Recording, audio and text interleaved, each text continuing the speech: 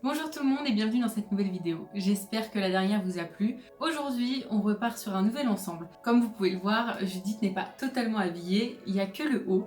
Donc je vais d'abord vous montrer comment j'ai fait le haut, juste les quelques étapes parce que je les ai pas filmées en fait, j'ai juste des photos.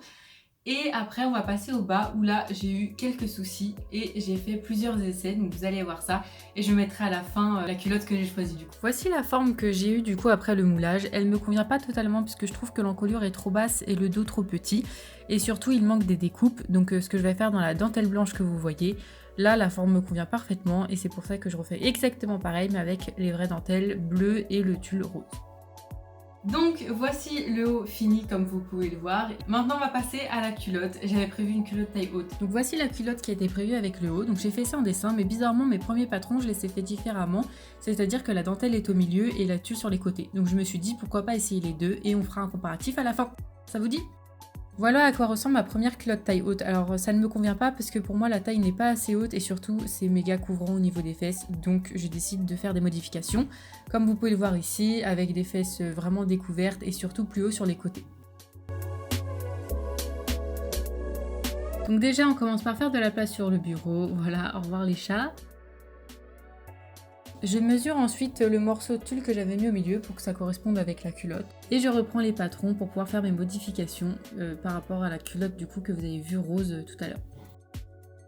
On n'oublie pas de mettre les valeurs de couture, c'est très important. Et surtout d'écrire à quoi correspond le patron, parce que quand on en fait plein comme moi là je vais faire, c'est important de ne pas se mélanger. Donc voilà, on a le patron de la première culotte et on va pouvoir commencer. Je positionne les patrons sur la dentelle et sur le tulle bien sûr. Je découpe, je place et je coupe. Je mets le biais et l'élastique du haut. Donc voici à quoi elle ressemble. En vrai j'aime bien, mais ça grossit un petit peu, donc je vais quand même essayer l'autre.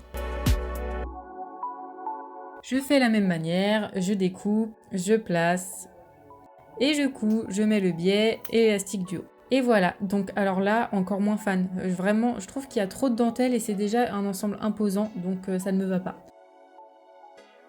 Vous pensez que j'ai choisi laquelle? Vous êtes sûr? Eh ben non, j'ai choisi une troisième option. Revenons un petit peu en arrière.